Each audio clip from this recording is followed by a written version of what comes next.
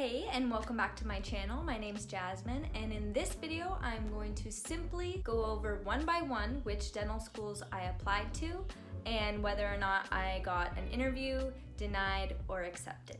Here we go.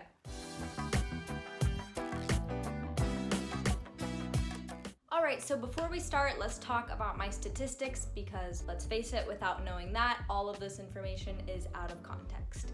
So I graduated from Portland State University Honors College. My GPA was a 3.83, that's what I graduated with, and I got a 22 on the DAT, which I thought was really strong, and I had hundreds of hours of dental experience, research, volunteer, and so on. So I think those are the things that are relevant here, and now we can get started. First, I applied to OHSU, which is the dental school here in Portland, Oregon. It's a great school, it's really new, it has great in-state tuition, but I did not get an interview or accepted, so very sad. I also applied to University of the Pacific, which is a 3-year dental school in San Francisco. I knew that would be really competitive, they have really high scores, and I did not get interviewed or accepted there. The next one's kind of embarrassing. I applied to UT Houston, but later I found out that they accept 99% of their students in-state. So literally wasted like $200. Don't make that same mistake. Stony Brook in New York, where I was interviewed and accepted, which was really surprising because they only accept 7% out of state typically. So that was a huge surprise, and I was so happy about that, and it goes to show that you can't always listen to statistics.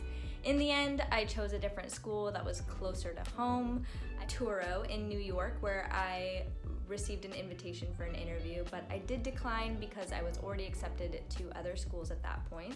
I also applied to Columbia in New York, didn't hear back from them, and I didn't hear back from Rutgers either in New Jersey. Another school I applied to was TUFTS in Boston, and I was interviewed and accepted, which was such a huge honor, but in the end it was just too far from home and really expensive, especially the living costs in Boston. But the school is amazing. It's state-of-the-art, it's like a high-rise building, and you just know you'll come out a great dentist, so that's a great school. I also was interviewed and accepted to University of Southern California, which I was really happy about. USC is really close to home, it's on the West Coast, close to Oregon, and I know someone who had went there and enjoyed it. But in the end, I chose a school that offered, I thought, better clinical experience. It seemed like the students at USC had a hard time getting enough clinical experience, which kind of threw me off.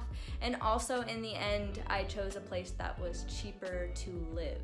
The apartments in LA are crazy expensive, so is all of the other expenses that will be there. And that is why I chose Arizona School of Dentistry and Oral Health. I'm really excited to go there. It was my last interview and my last acceptance, and I just feel like it was meant to be. This school has a really good didactic learning process, which I like better than USC. USC had a problem-based learning approach, which is where you get into groups of students and learn a topic or subject together. And then at ASDOH, you go to class every day and you learn each subject in like a block of time. So it's not like you have 8 classes going at the same time. You have one class, you learn that topic for a week or 2 or however long it takes, and then you move on. There were a lot of things that I ended up really liking about ASDOH, and if you're interested in learning more about that, please leave a comment below. I'd be more than happy to talk about that program or any of the other programs that I interviewed at. Well, that is it. That is where I applied, denied, got accepted, and where I'll be going to dental school. Hope you enjoyed this video, and I will see you next week.